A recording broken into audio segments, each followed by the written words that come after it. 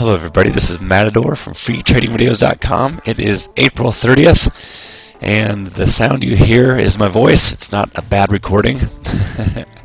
So anyway, thanks in advance for your patience. A little frog in my throat, but I'll get through it.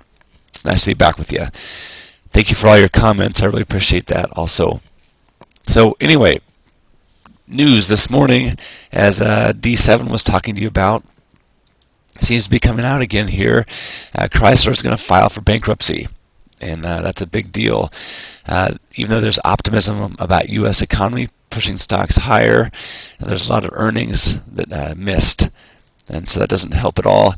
And with this Chrysler announcement coming to fruition here, seeing a little drop off back from this gap up here. Also, if I want to know where I'm trading into, this is important. On a daily chart, it's hard to get the kind of resolution I need back in this last sell-off here. This is an easy one to draw. We've got resistance, resistance, resistance, resistance. You know, the whole thing broke out yesterday, right, and gapped up this morning, which is pretty impressive. It'd be a lot to ask of the stock market to just go running higher from here, but I need to know where the next logical place for resistance is on this chart, and I can't glean that information from this daily chart. So I would go and fine-tune it. Maybe look at a 60-minute chart. You can either scrunch it up and kind of scroll back. Here we are. And in this case, I would suggest that this would be a great area of resistance right in here. So the 89.50 area, roughly. Nice half round number there. This whole area becomes resistance on the way back up. This is what we had been fighting for so long back through here. I can just extend that one. And so check out where we are right now. I'll zoom back over to the right. Here we are at 88.32, so 89.50 is just overhead. Now I can drop a line in at 89.50 area and know that that's a good logical place of resistance on the way back up that we'll have to fight through. I wouldn't have been able to do that unless I had zoomed in and fine-tuned that chart. Hang on one second. Just wanted to spare you the melodious sounds of me hacking up a lung.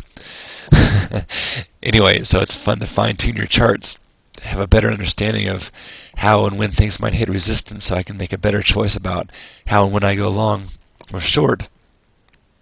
Also, the tick has dropped below zero almost for the first time today in a pretty significant way, and the trend, while still below 1.0, is definitely in the neutral range and forming a longer term sort of, it's just higher swing low in here, equal swing high.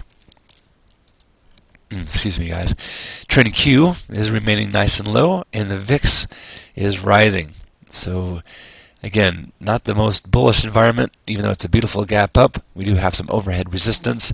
So just watch how these market internals corroborate with what's going on with the sell-off. See if we get a complete gap fill here. I'd much rather see a higher swing low and chew our way out of this 89 area. But again, I think that's probably going to take some time. So excellent stuff. Look forward to D7's video this evening. And it's great to be back with you guys, even though my voice sounds horrible. I feel much better. And again, thank you for all the comments. Appreciate it. Talk to you soon.